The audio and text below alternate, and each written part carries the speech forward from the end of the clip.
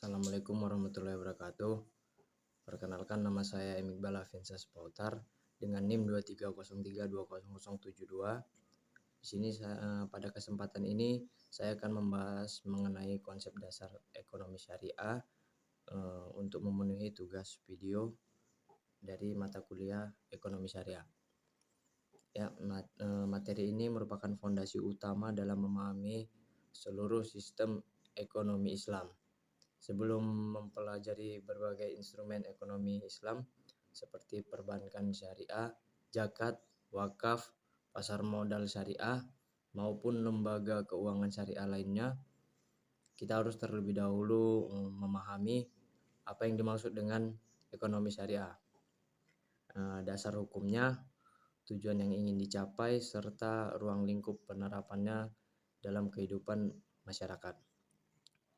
Yang pertama itu ekonomi. Ekonomi merupakan bagian yang tidak dapat dipisahkan dari kehidupan manusia. Setiap hari manusia melakukan aktivitas ekonomi seperti bekerja, berproduksi, berdagang, membeli kebutuhan, menabung, dan berinvestasi. Dalam Islam, aktivitas ekonomi tidak hanya dipandang sebagai kegiatan mencari keuntungan manusia, keuntungan semata, tetapi juga sebagai bagian dari ibadah kepada Allah Subhanahu wa taala. Islam mengajarkan bahwa seluruh aspek kehidupan manusia termasuk kegiatan ekonomi harus dilaksanakan sesuai dengan aturan yang telah ditetapkan oleh Allah Subhanahu wa taala. Oleh karena itu, lahirlah konsep ekonomi syariah yang menjadi pedoman bagi umat Islam dalam menjalankan aktivitas ekonomi secara adil, halal, dan membawa kemaslahatan bagi seluruh masyarakat. Masuk pada bagian yang pertama, yaitu bagian A, definisi ekonomi syariah. Pengertian ekonomi itu secara umum, ekonomi berasal dari bahasa Yunani yang terdiri dari dua kata, yaitu oikos yang berarti rumah tangga dan nomos yaitu aturan. Sehingga ekonomi dapat diartikan sebagai aturan atau tata cara mengelola rumah tangga untuk memenuhi kebutuhan hidup. Dalam ilmu ekonomi modern, ekonomi adalah ilmu yang mempelajari bagaimana manusia menggunakan sumber daya yang terbatas untuk memenuhi kebutuhan yang tidak terbatas. Lalu juga pengertian ekonomi itu adalah ilmu yang mempelajari cara manusia mengelola dan mengalokasikan sumber daya yang terbatas guna memenuhi kebutuhan hidup yang tidak ada habisnya. Disiplin ini mencakup seluruh kegiatan produksi, distribusi, perdagangan, dan konsumsi barang serta layanan. Lalu dalam ekonomi ini dapat dibagi menjadi beberapa bagian penting. Yang pertama yaitu pembagian utama ilmu ekonomi yang terdiri dari mikroekonomi, yaitu mempelajari keputusan dan perilaku individu, rumah tangga, atau perusahaan dalam mengelola keuangan dan penggunaan sumber daya. Dan yang selanjutnya itu ada makroekonomi. Ini ibaratnya lebih luasnya, yaitu seperti mempelajari perekonomian secara keseluruhan dalam skala yang lebih luas seperti inflasi, tingkat kemiskinan, dan juga kebijakan pemerintah. Lalu yang kedua ada sistem perekonomian dasar. Itu seperti cara suatu negara atau masyarakat untuk mengatur ekonomi umumnya terbagi menjadi 4 sistem utama dia. Yang pertama itu sistem tradisional, masih berbasis kebiasaan dan pertanian, biasanya tanpa pasar ringkas. Lalu ada sistem komando, semua sumber daya yang dikuasai dan diatur sepenuhnya oleh pemerintah. Selanjutnya ada sistem pasar atau kapitalis. Ini kegiatan ekonomi yang disetujui sepenuhnya pada mekanisme pasar, penawaran, dan juga permintaan. Dan yang terakhir sistem campuran, kombinasi antara sistem pasar dan komando di mana pemerintah dan swasta itu saling berinteraksi. Itu tadi sedikit pengertian pengantar tentang ekonomi. Lanjut di dalam ekonomi ini terdapat masalah utama ya. Jadi masalah utama ekonomi ini adalah yang pertama itu keterbatasan sumber daya. Jadi masalah ekonomi keterbatasan sumber daya ini adalah kondisi kesenjangan antara kebutuhan manusia yang tidak terbatas dan ketersediaan sumber daya untuk memenuhinya itu yang sangat terbatas. Jadi dalam ilmu ekonomi situasi ini dikenal sebagai kelangkaan. Nah, kelangkaan yang menjadi akar dari seluruh masalah ekonomi. Jadi dari masalah ekonomi ini di dalam keterbatasan sumber daya ini terbagi menjadi beberapa bagian. Yang pertama itu poin utamanya itu kebutuhan tidak terbatas. Nah, salah satu kebutuhan terpenuhi, manusia akan selalu memunculkan keinginan dan kebutuhan baru yang jumlahnya terus bertambah.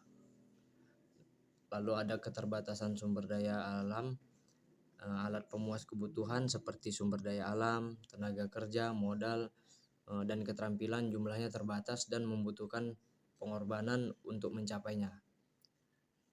Lalu di sini munculnya pilihan choice karena tidak semua kebutuhan itu bisa terpenuhi, manusia dipaksa untuk mengukur secara rasional dan bijak dalam memilih alternatif kebutuhan mana yang menjadi prioritas utama.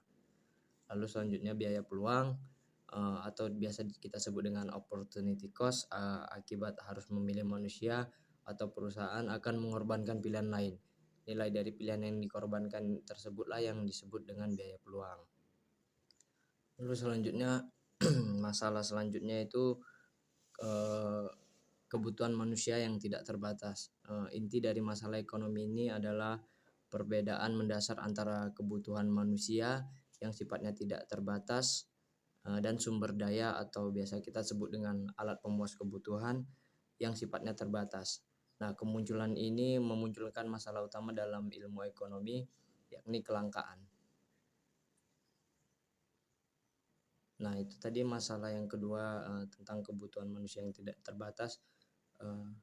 Jadi muncullah pemikiran bahwa mengapa kebutuhan manusia itu tidak terbatas, yaitu karena ada sifat alami manusia, di mana manusia merasa selalu tidak puas, salah satu kebutuhan terpenuhi, kebutuhan lain atau yang lebih tinggi tingkatannya akan langsung muncul. Lalu yang kedua itu adanya faktor pendorong, di mana kebutuhan ini terus bertambah seiring perkembangan zaman, pertambahan penduduk, kemajuan teknologi, serta pengaruh lingkungan dan gaya hidup. Lalu ada bentuk kebutuhan, di mana kebutuhan ini sangat beragam, mulai dari kebutuhan primer seperti pangan sandang, kebutuhan sekunder seperti pendidikan, hiburan, hingga kebutuhan tersier atau barang mewah. Lalu mengapa sumber daya itu terbatas? Nah, ini terdiri dari beberapa faktor ya. Yang pertama itu yaitu keterbatasan alam, di mana ketersediaan sumber daya alam seperti lahan, air bersih, dan bahan tambang tidak sebanding dengan tingkat eksploitasi manusia. Lalu keterbatasan modal dan tenaga ahli, tidak semua individu atau negara memiliki modal dan keahlian yang cukup untuk mengelola sumber daya. Nah, dari beberapa masalah tersebut akan muncul dampak masalah ekonomi, yaitu seperti adanya benturan antara kebutuhan yang tak terbatas dan sumber daya yang langka, memaksa manusia dan masyarakat untuk membuat pilihan atau biasa kita sebut dengan trade off. Nah, kita harus menentukan prioritas. Prioritas itu seperti kebutuhan mana yang harus didahulukan dan kebutuhan mana yang harus ditunda atau dikorbankan agar sumber daya dapat digunakan secara efektif dan juga efisien. Nah, itu tadi sekilas tentang pengertian ekonomi dan juga masalah-masalah serta dampak yang ditimbulkan dari masalah ekonomi tadi. Lalu selanjutnya kita masuk di dalam pengertian syariah. Jadi syariah itu berasal dari bahasa Arab, yaitu syariah, yang berarti jalan yang harus ditempuh. Nah, secara istilah syariah ini adalah seluruh aturan dan hukum yang ditetapkan Allah Subhanahu wa taala untuk mengatur kehidupan manusia. Dan selain itu juga syariah secara bahasa berarti jalan yang lurus atau jalan menuju sumber akhir ya. Secara istilah ini syariah adalah sistem hukum dan pedoman hidup dalam Islam yang bersumber dari Al-Quran dan juga hadis. Tujuannya adalah membimbing manusia menuju keadilan, kesejahteraan, dan tatanan moral yang baik. Nah, lalu di dalam syariah ini terdapat ruang lingkup syariah Islam seperti nah, jadi ruang lingkup syariat Islam ini adalah pedoman komprehensif yang mengatur seluruh aspek kehidupan manusia baik dalam tatanan dengan Allah Subhanahu wa taala maupun dengan sesama makhluk. Jadi ada beberapa penjabaran dari bidang-bidang utama dalam syariah Islam ini, yaitu ruang lingkup yang pertama ibadah.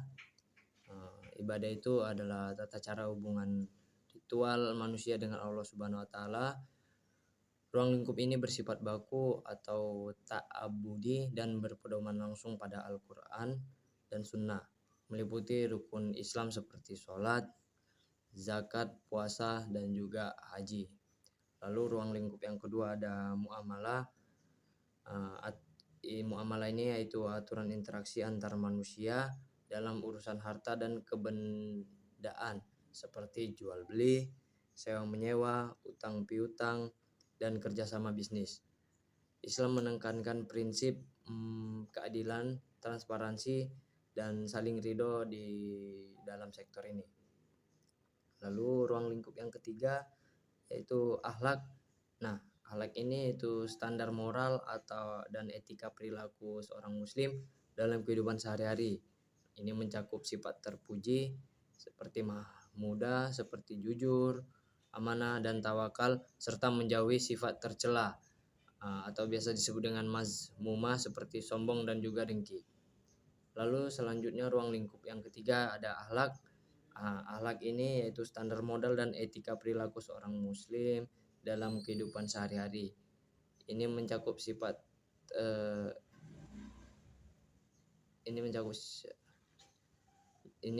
sifat terpuji atau biasa disebut dengan mahmudah, sifat jujur, amanah, dan tawakal, serta menjauhi sifat tercela atau biasa disebut dengan masmudah seperti sombong dan juga dengki. Lalu ruang lingkup yang keempat itu ada politik atau biasa disebut dengan siasa. Nah, politik ini yaitu tata kelola negara dan pemerintahan yang berlandaskan keadilan, musyawarah, dan amanah. Tujuannya adalah untuk melindungi hak-hak rakyat atau kemaslahatan umat dan menegakkan hukum. Lalu yang selanjutnya yang kelima itu ada ruang lingkup sosial. Ruang lingkup sosial ini yaitu aturan yang mengatur tatanan masyarakat untuk menciptakan keharmonisan.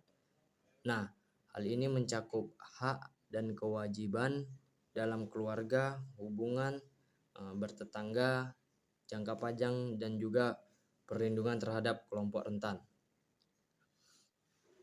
Lalu selanjutnya ruang lingkup yang kelima yaitu ruang lingkup yang terakhir ya, yaitu ruang lingkup ekonomi, di mana sistem pengelolaan kekayaan, distribusi, dan konsumsi yang sesuai dengan prinsip Islam. Nah, sistem ini melarang praktik riba, garar atau biasa disebut dengan penipuan atau ketidakpastian, dan monopoli, serta mewajibkan zakat dan sedekah untuk pemerataan kesejahteraan. Nah, itu tadi beberapa pengertian dari ekonomi dan juga syariah. Jadi dapat kita simpulkan bahwa dengan demikian ekonomi syariah ini merupakan bagian dari sistem syariah Islam yang mengatur hubungan manusia dalam kegiatan ekonomi. Nah, itu tadi bagian dari pengertian ekonomi dan juga syariah, dan terdiri dari beberapa ruang lingkup dan juga masalah-masalah di dalamnya. Lalu selanjutnya itu yang ketiga, eh, definisi ekonomi syariah ini menurut para ahli ya. Menurut para ahli ada beberapa ahli itu seperti Muhammad Abdul Manan, di mana dia menjelaskan bahwa ekonomi Islam ini adalah ilmu sosial yang mempelajari masalah ekonomi masyarakat yang diilhami oleh nilai-nilai Islam. Lalu selanjutnya itu ahli tokoh yang kedua yaitu M. Umar Capra, di mana dia menjelaskan bahwa ekonomi Islam adalah ilmu yang membantu mewujudkan kesejahteraan manusia melalui alokasi dan distribusi sumber daya sesuai ajaran Islam. Lalu tokoh yang ketiga yaitu Monzerkaf. Di sini dia menjelaskan bahwa ekonomi Islam adalah studi tentang perilaku manusia dalam menggunakan sumber daya untuk mencapai falah atau kebahagiaan dunia dan akhirat. Itu tadi penjelasan tentang definisi ekonomi syariah menurut para ahli. Adapun definisi ekonomi syariah yang secara umum ya. Nah, untuk secara umum ini ekonomi syariah adalah sistem ekonomi yang berlandaskan Al-Quran dan hadis yang bertujuan menciptakan kesejahteraan, keadilan, pemerataan, dan keberkahan melalui aktivitas ekonomi yang halal dan sesuai syariat Islam. Ekonomi syariah tidak hanya mengejar keuntungan materi, tetapi juga mempertimbangkan nilai moral, etika, dan tanggung jawab kepada Allah Subhanahu wa Ta'ala. Nah, itu tadi bagian yang A dari definisi pengertian ekonomi syariah, mulai dari pengertian ekonomi, pengertian syariah, pengertian ekonomi syariah menurut para tokoh, dan juga pengertian ekonomi syariah secara umum. Lalu yang selanjutnya pada bagian B, di sini saya akan membahas tentang karakteristik ekonomi syariah. Nah, di dalam ekonomi syariah ini, ekonomi syariah memiliki beberapa karakteristik utama, yaitu yang pertama terdiri dari bersumber dari wahyu. Nah, sumber utama ekonomi ini adalah bersumber dari wahyu itu seperti dari Al-Quran, hadis, ijma, dan juga qiyas. Nah, sumber ekonomi syariah dari wahyu itu yang pertama ada Al-Quran, yaitu menjelaskan bagaimana referensi utama yang berisi prinsip dasar, aturan, dan pedoman moral dalam mengelola kekayaan, melakukan transaksi, serta menjalankan sistem keuangan dan bisnis. Itulah tadi tentang sumber ekonomi syariah yang berasal dari wahyu seperti Al-Quran.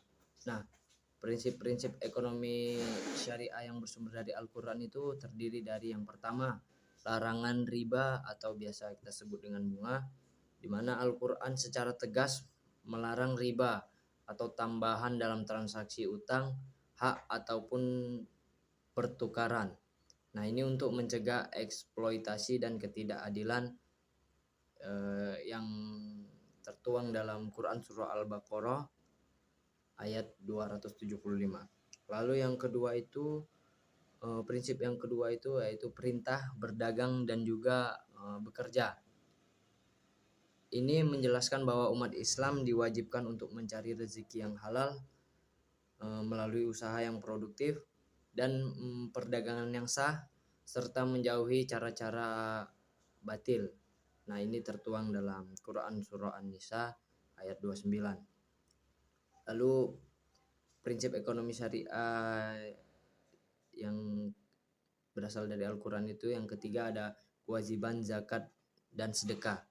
Nah, harta yang dimiliki fungsi sosial seperti Al-Quran mewajibkan zakat dan menyiapkan infak atau sedekah untuk membersihkan harta dan membantu pemerataan ekonomi. Ini tertuang dalam Quran surah At-Taubah ayat 103. Lalu yang keempat itu larangan menimbun harta atau kanzul ma'al. Nah, harta harus berputar dan bermanfaat di masyarakat. Menimbun harta atau uang tanpa tujuan produktif itu dilarang keras seperti yang tertuang dalam Quran Surah At-Taubah ayat 34. Lalu yang keempat, keadilan dalam bertransaksi. Jadi prinsip yang keempat ini Al-Quran mengajarkan kejujuran, pencatatan transaksi atau akad, dan larangan mengurangi pengukuran atau melakukan penipuan. Nah, ini tertuang dalam Quran Surah Al-Mutaffin ayat 1-6. Lalu prinsip yang bersumber dari Al-Quran selanjutnya larangan judi atau maisir dan spekulasi berlebihan atau garar. Nah, ini transaksi yang bersifat untung-untungan atau tidak memiliki kepastian objek dilarang karena merugikan salah satu pihak. Ini tertuang dalam Quran Surah Al-Maidah ayat 90. Nah, itu tadi sumber ekonomi syariah yang berasal dari Al-Quran. Selanjutnya sumber ekonomi syariah yang kedua itu berasal dari hadis ya. Jadi sumber ekonomi syariah dari wahyu seperti hadis ini adalah landasan utama dalam sistem ekonomi Islam. Jadi segala bentuk transaksi, aturan, dan etika bisnis dalam syariat Islam bersumber dari petunjuk wahyu, bukan semata-mata dari pemikiran atau teori manusia yang berubah-ubah. Nah, sedikit penjelasan ya tentang hadis dan juga sunnah. Jadi hadis atau sunnah ini merupakan segala perkataan, perbuatan, dan ketetapan Nabi Muhammad SAW. Dalam syariah, hadis berfungsi sebagai penjelas, perinci, dan pelengkap dari aturan-aturan umum ekonomi yang ada di dalam Al-Quran. Jadi hadis ini memiliki fungsi ya. Fungsinya itu seperti mencontohkan langsung praktik bisnis yang adil dan melarang aktivitas yang merugikan. Contohnya seperti contoh dalam kehidupan sehari-harinya seperti hadis agama Islam tentang transaksi yang mengandung ketidakpastian atau spekulasi seperti maisir, judi, dan juga riba ataupun bunga. Nah, hadis juga yang mengatur etika pasar seperti larangan penimbunan barang dan juga keadaan dalam penimbangan. Nah, selanjutnya ada sumber ekonomi syariah dari wahyu seperti yang ketiga itu melalui ijma ya. Nah, ijma itu apa sih? Nah, ijma adalah kesepakatan atau konstek dari para ulama, mujtahid atau ahli, biasa disebut dengan ahli hukum Islam pada suatu masa tertentu setelah wafatnya Rasulullah SAW mengenai suatu hukum syara yang belum diatur secara eksplisit dalam Al-Quran dan juga hadis. Jadi peran dari ijma ini dalam ekonomi syariah ini seperti asuransi syariah, perbankan syariah, atau pasar modal syariah. Nah, tidak semua aturan ada pada zaman Nabi. Jadi ijma ini memungkinkan para ulama masa kini seperti melalui Dewan Syariah Nasional, Majelis Ulama Indonesia untuk bersepakat membuat fatwa ekonomi baru berdasarkan kaidah yang bersumber dari wahyu. Lalu contoh ijma ini dalam ekonomi itu seperti kesepakatan ulama untuk melegalkan dan mengatur sistem baitul ma'al. Sistem baitul ma'al ini seperti pengelolaan dana masyarakat umat pada masa sahabat atau kesepakatan fatwa modern tentang kehalalan transaksi suku dan reksadana syariah.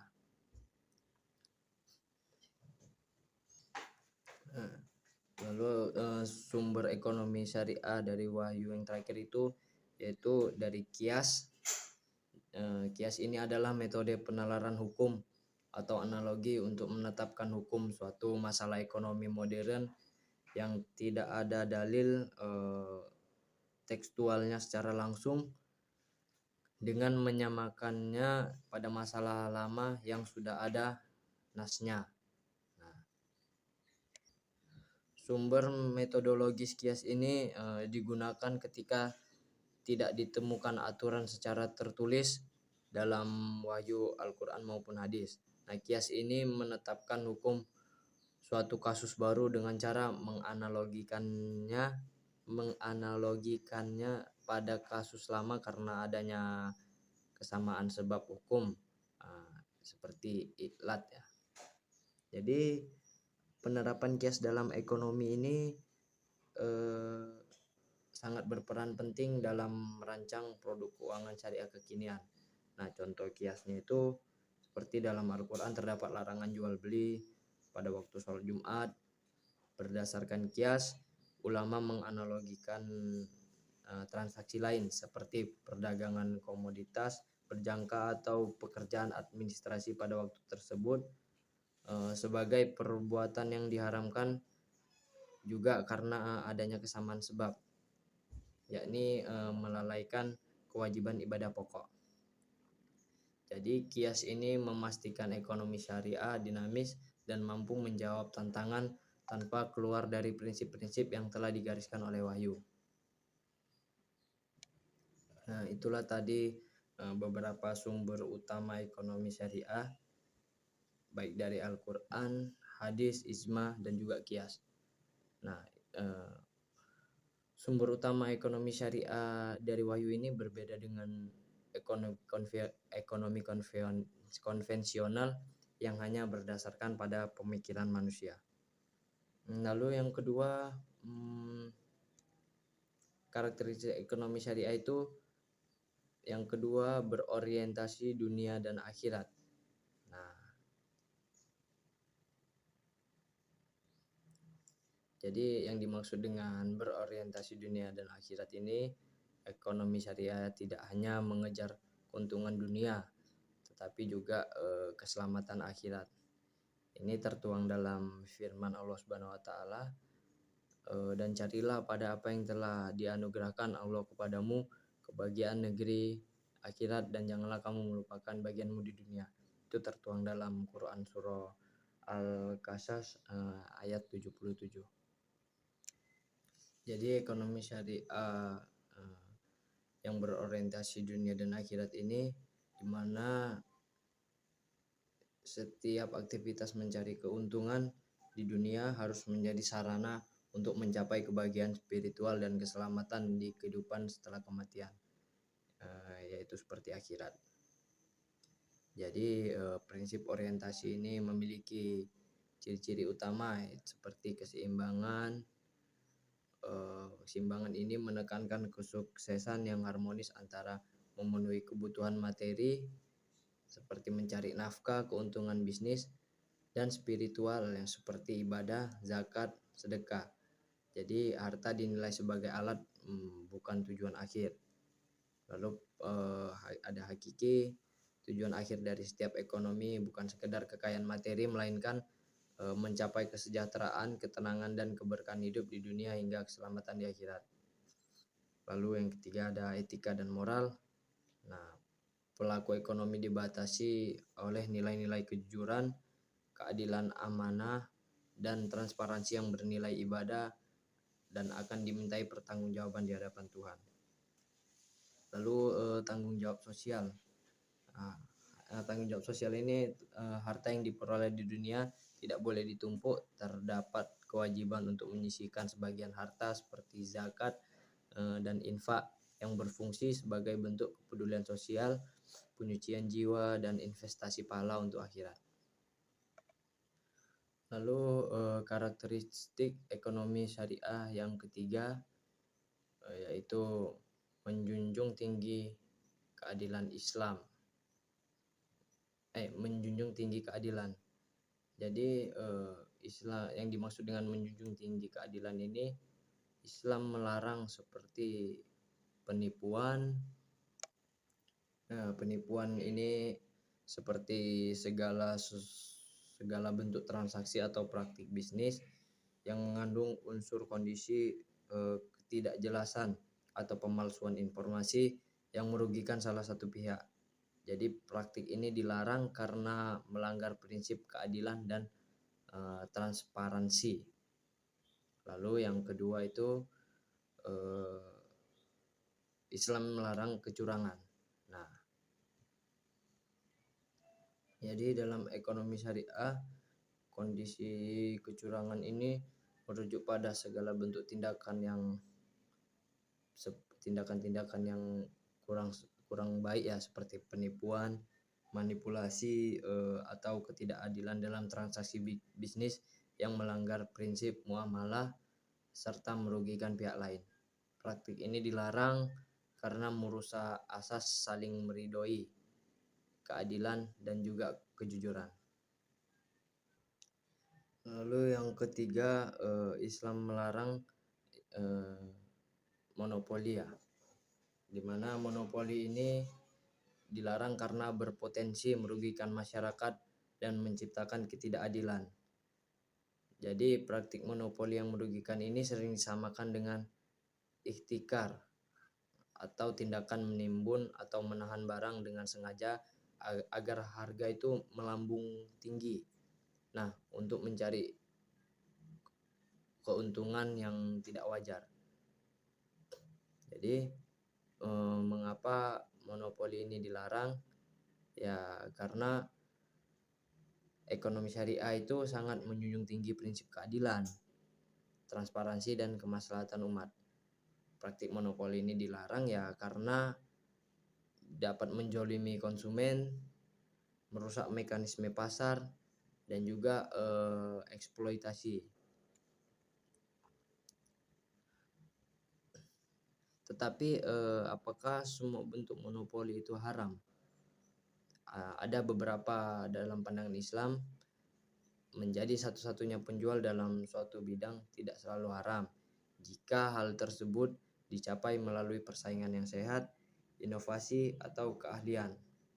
Jadi monopoli ini juga diperbolehkan jika menyangkut sektor yang menguasai hajat hidup orang banyak dan dikelola oleh negara untuk kemakmuran rakyat.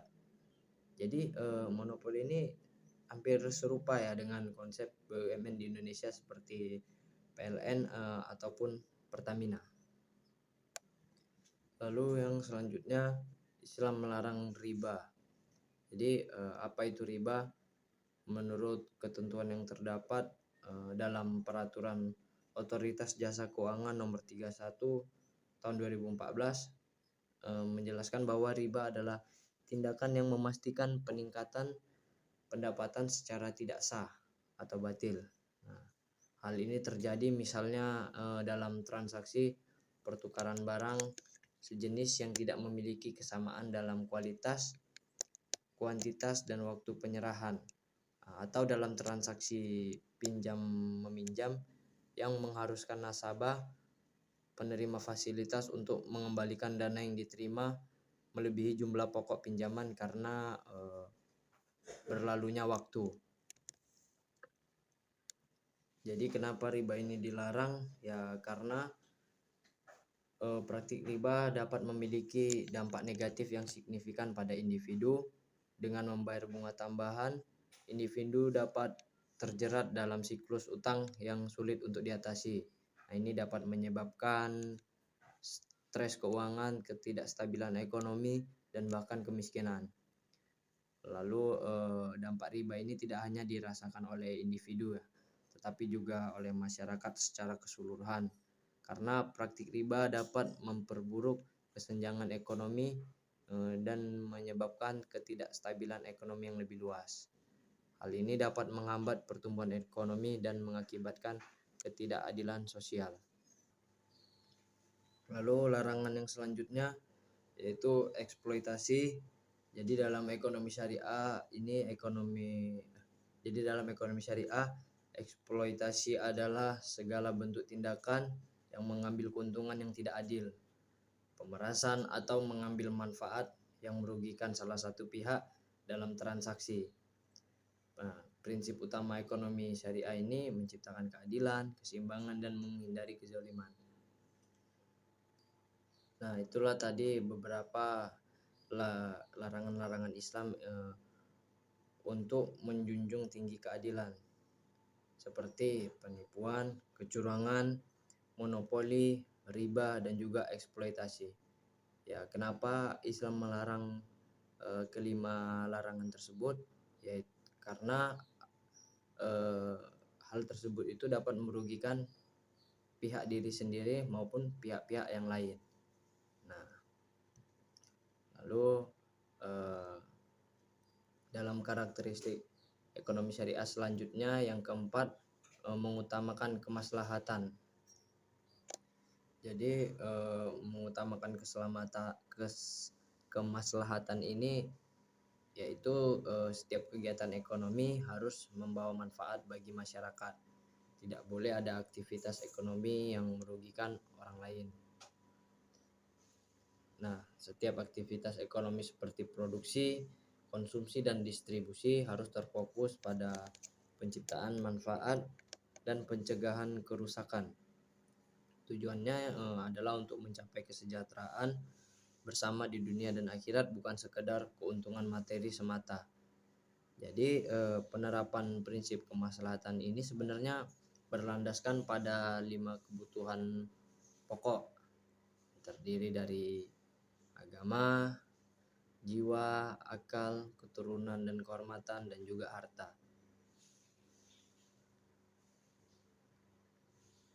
Jadi melalui konsep ini, kebebasan ekonomi individu tetap diakui, namun dibatasi agar tidak merugikan hak masyarakat luas, menciptakan keadilan, dan mendukung pemerataan kesejahteraan.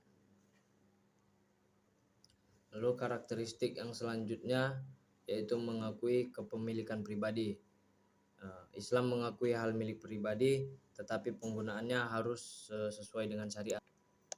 Jadi mengakui kepemilikan pribadi dalam karakteristik ekonomi syariah ini berarti bahwa Islam memberikan kebebasan dan hak kepada individu untuk memiliki, mengelola, dan memanfaatkan harta secara sah. Namun kepemilikan ini tidak bersifat mutlak, melainkan dipandang sebagai amanah yang terikat dengan batasan syariat dan tanggung jawab sosial. Lalu itulah beberapa dari karakteristik dalam ekonomi syariah. Nah, selanjutnya itu C, dasar hukum ekonomi syariah. Jadi ekonomi syariah ini memiliki landasan hukum yang kuat dari berbagai dasar hukum seperti Al-Quran, hadis, ijma, qiyas, dan fatwa ulama seperti MUI. Nah, jadi masuk yang pertama yaitu dasar hukum ekonomi syariah dari Al-Quran. Nah, jadi dasar hukum syariah ekonomi dari Al-Quran itu adalah pedoman utama yang mengatur segala bentuk transaksi, kepemilikan, dan aktivitas perekonomian manusia agar sesuai dengan nilai keadilan, kejujuran, dan kesejahteraan umat. Jadi Al-Quran ini menetapkan prinsip dasar bahwa segala bentuk kegiatan ekonomi bersifat boleh atau biasa kita sebut dengan mubah, kecuali ada dalil yang mengharamkannya. Seperti larangan riba, perintah berdagang dan bekerja keras, larangan memakan harta dengan cara batil, dan etika transaksi, serta perintah berzakat dan infak. Hal ini juga terdapat dalam beberapa ayat ya yang menjadi dasar utama dalam ekonomi Islam, di mana Islam membolehkan perdagangan tetapi melarang praktik riba. Lalu pada dasar hukum ekonomi syariah yang kedua yaitu hadis Nabi. Rasulullah SAW memberikan banyak contoh aktivitas ekonomi yang jujur dan adil. Beliau dikenal dengan sebagai pedagang yang amanah. Jadi dasar hukum ekonomi syariah dari hadis itu adalah segala sabda, perbuatan dan ketetapan Rasulullah Shallallahu Alaihi Wasallam yang dijadikan pedoman landasan moral serta aturan teknis dalam melakukan kegiatan muamalah dan perekonomian. Nah, jadi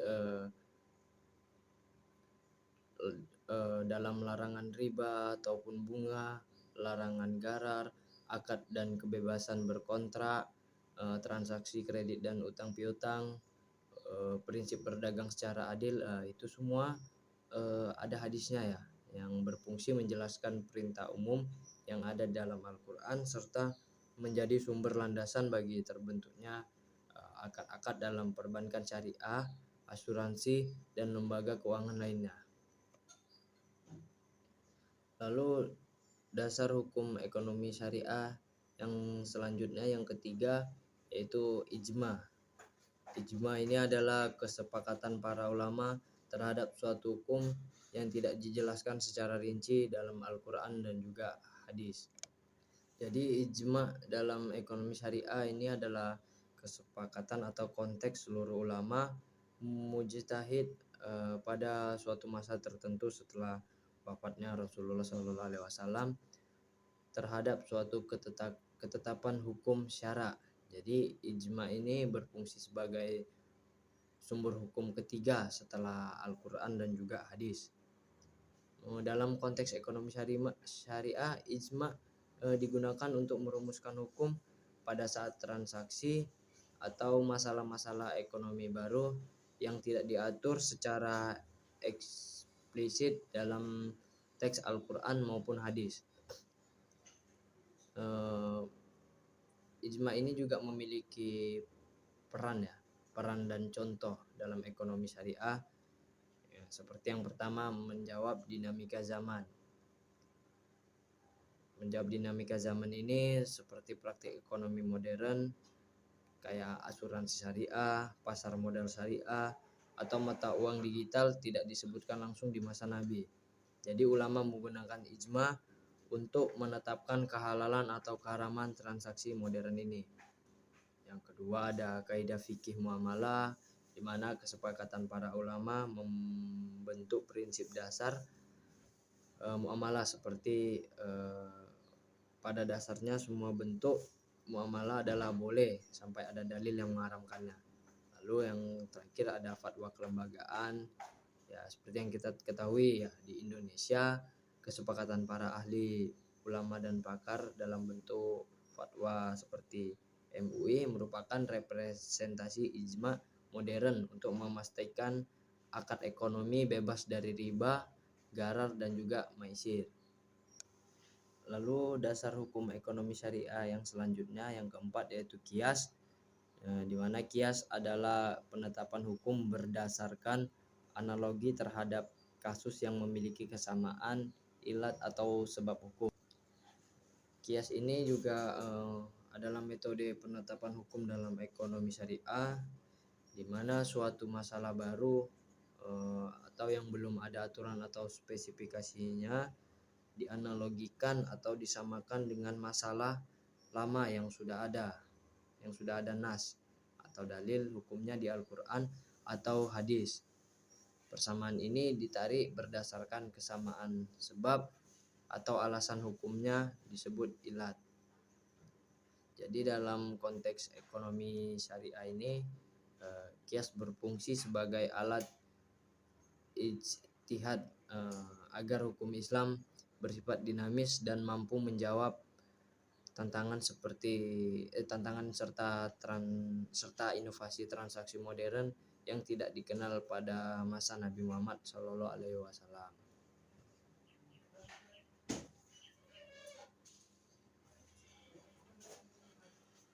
Contoh penerapan qiyas dalam ekonomi syariah ini digunakan dalam produk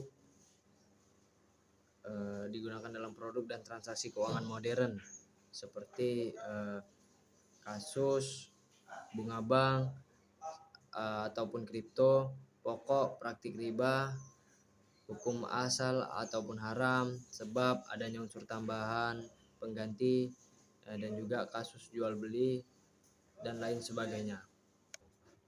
Lalu selanjutnya dasar hukum ekonomi syariah. Yang kelima, fatwa ulama seperti Dewan DSN ataupun MUI. Jadi di Indonesia praktik ekonomi syariah juga didasarkan pada fatwa dari Dewan Syariah Nasional Majelis Ulama Indonesia. Jadi fatwa ini menjadi pedoman lembaga keuangan syariah. Jadi fatwa Dewan Syariah Nasional dan juga Majelis Ulama Indonesia adalah landasan operasional yang menetapkan prinsip-prinsip syariah dalam aturan praktis kegiatan ekonomi dan keuangan. Fatwa ini menjadi pedoman utama yang mengikat bagi pelaku usaha dan lembaga keuangan syariah di Indonesia. Berikut kedudukan dan fungsi dasar hukum ekonomi syariah melalui fatwa ya. Pertama, kedudukan fatwa dalam hukum Indonesia menjadi sumber hukum positif dan mengikat secara operasional. Yang kedua, hierarki sumber hukum ekonomi syariah.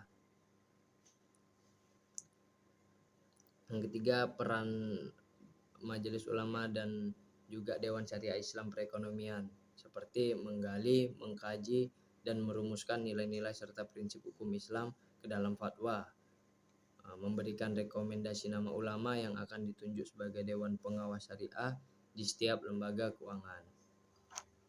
Nah, itu tadi sudah dijelaskan beberapa dasar hukum ekonomi syariah. Lalu selanjutnya yang pada bagian D, adapun tujuan ekonomi syariah. Nah, tujuan utama ekonomi syariah itu adalah untuk mencapai falah. Jadi falah itu apa? Ya, falah berarti kesuksesan, kesejahteraan, kebahagiaan, keberuntungan baik di dunia maupun di akhirat. Jadi dalam ekonomi syariah, falah ini adalah tujuan akhir yang merujuk pada keberuntungan, kebahagiaan, dan kesejahteraan sejati yang mencakup kehidupan di dunia dan di akhirat. Konsep ini melampaui sekedar keuntungan materi ataupun pertumbuhan ekonomi semata. Lalu falah ini terdiri dari beberapa bagian ya perannya. Seperti yang pertama, mewujudkan keadilan ekonomi. Jadi semua orang memiliki kesempatan yang sama dalam kegiatan ekonomi dan tidak boleh ada penindasan. Dalam konteks mewujudkan keadilan ekonomi, falah menjadi landasan sekaligus tolak ukur agar kegiatan perekonomian tidak hanya fokus pada keuntungan materi semata, seperti menumpuknya kekayaan pribadi, tetapi melainkan juga pemerataan dan kemaslahatan bersama.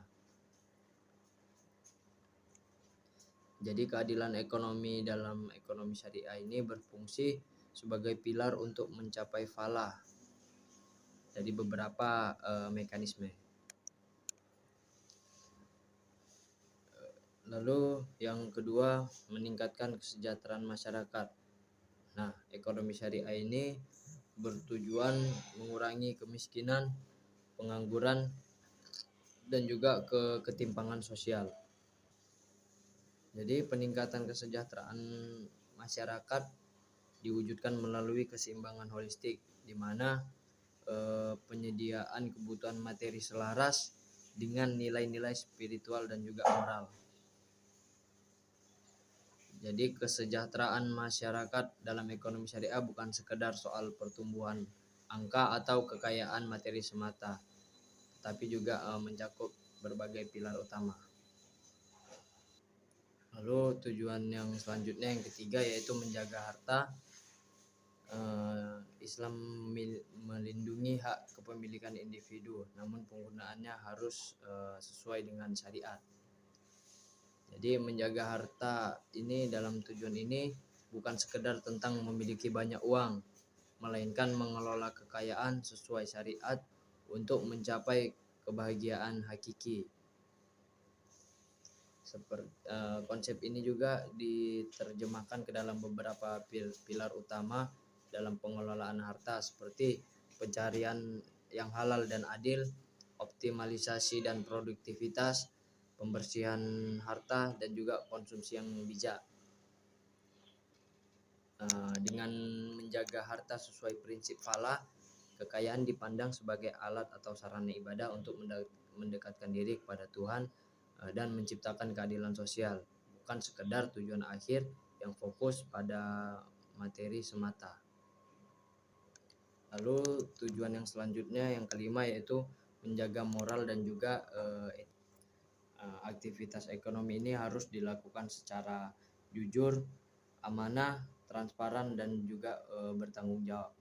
Jadi menjaga moral dan etika ini adalah instrumen utama untuk mencapainya agar terhindar dari eksploitasi dan juga ketidakadilan.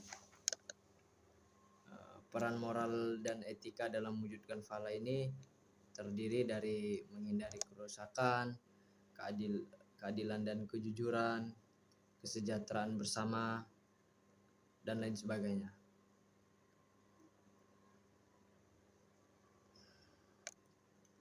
Lalu tujuan yang selanjutnya yaitu menjaga kerusakan ekonomi.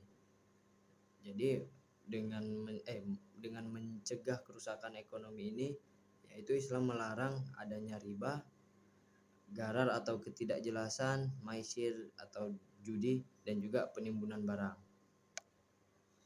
Jadi menjaga kerusakan ekonomi ini berarti kita itu harus menerapkan prinsip syariah untuk mencegah kerugian, ketidakadilan, dan krisis demi terwujudnya maslahah ataupun kemaslahatan dan kelangsungan hidup. Nah, itulah tadi beberapa bagian dari tujuan dari ekonomi syariah.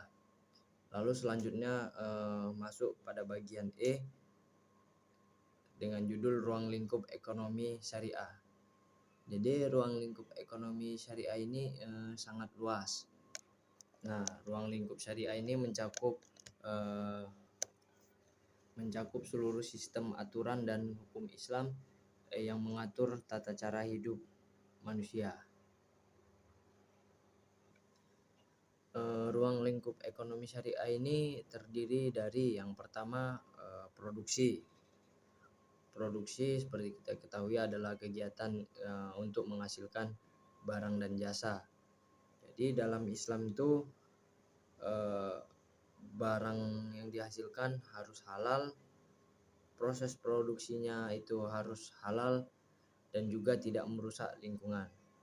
Contohnya itu seperti produksi dari makanan-makanan halal dengan dicantumkannya, sebagai contoh, dengan dicantumkannya satu produk yang ada bertempelkan logo halal.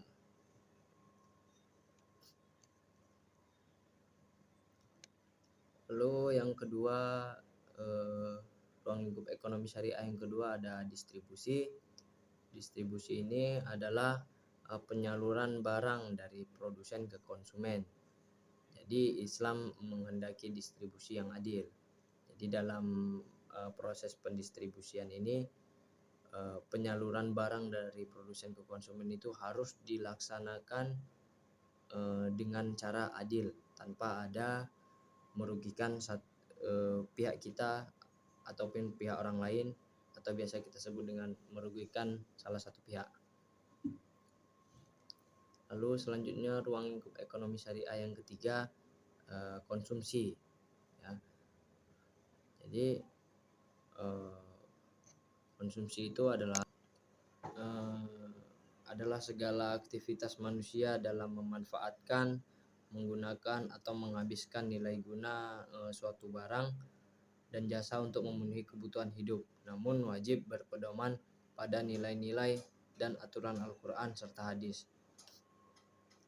Jadi ruang lingkup konsumsi ini berfokus pada batasan etika dan moral agar konsumsi mendatangkan maslahat atau kebaikan bagi diri sendiri maupun orang lain.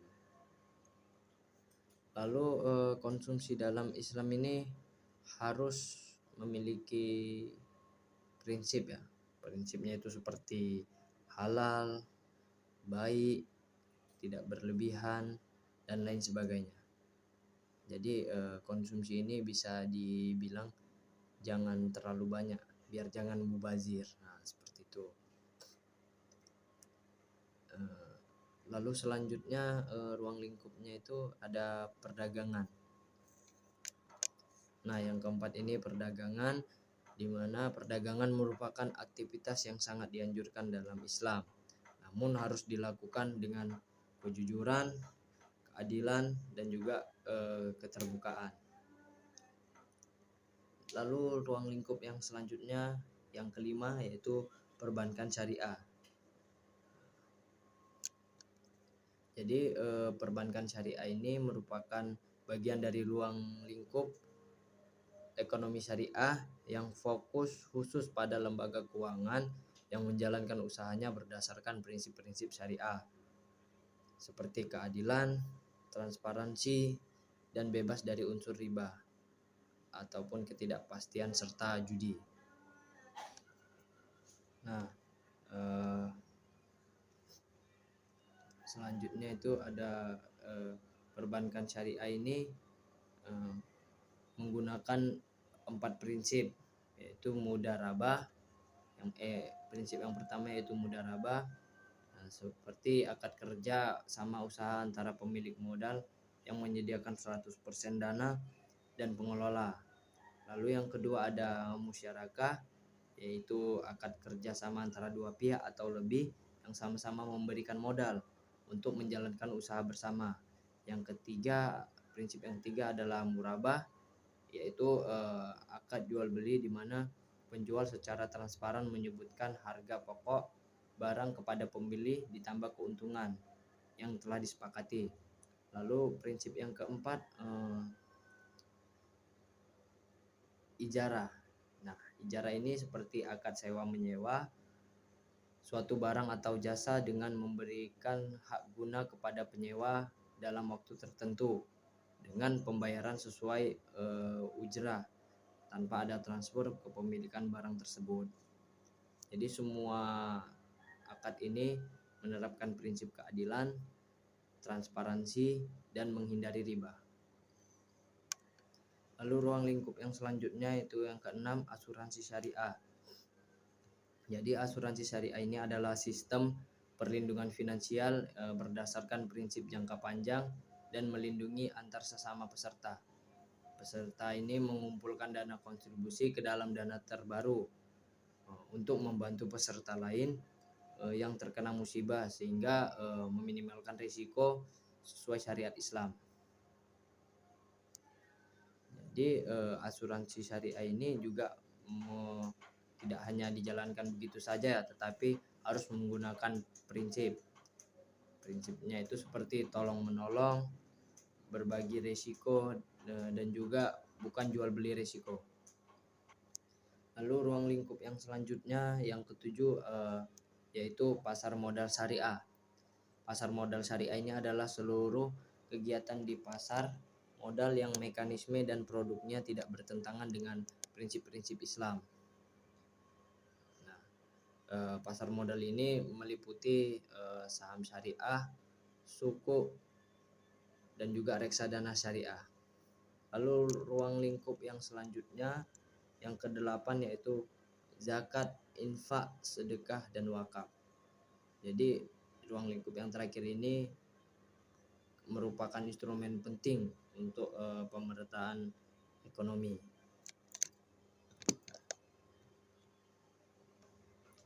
Jadi itu saja untuk penjelasan materi saya untuk mengisi tugas pada KRS pertama di pertemuan minggu 1 dan juga minggu kedua. Jadi dapat kita ambil ya, intinya itu perbedaan ekonomi syariah dan ekonomi konvensional itu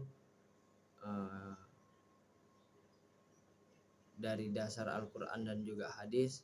Kalau mungkin itu saja yang dapat saya sampaikan untuk materi ini. Adapun kesimpulan dari materi ini yaitu ekonomi syariah adalah sistem ekonomi yang berlandaskan Al-Quran dan hadis dengan tujuan menciptakan kesejahteraan, keadilan, dan keberkahan dalam kehidupan manusia. Dasar hukumnya berasal dari Al-Quran, hadis, ijma, dan qiyas. Jadi tujuan utamanya adalah untuk mencapai falah, yaitu kebahagiaan dunia akhirat. Ruang lingkup ekonomi syariah mencakup produksi, distribusi, konsumsi, perdagangan, perbankan syariah, asuransi syariah, pasar modal syariah, serta pengelolaan zakat, infak, sedekah, dan wakaf. Melalui penerapan ekonomi syariah diharapkan tercipta sistem ekonomi yang tidak hanya menghasilkan keuntungan materi, tetapi juga menghadirkan keadilan sosial, pemerataan kesejahteraan, dan keberkahan bagi seluruh masyarakat. Mungkin dengan demikian itu saja pemaparan mengenai konsep dasar ekonomi syariah. Semoga materi ini dapat menambah pemahaman kita mengenai pentingnya penerapan nilai-nilai dalam kegiatan ekonomi sehingga tercipta kehidupan yang lebih adil, sejahtera, dan diridhoi oleh Allah Subhanahu wa taala. Kurang lebihnya saya mohon maaf jika ada salah kata ataupun salah penyampaian saya yang kurang jelas. Saya akhiri, wabillahi taufiq wal hidayah. Wassalamualaikum warahmatullahi wabarakatuh.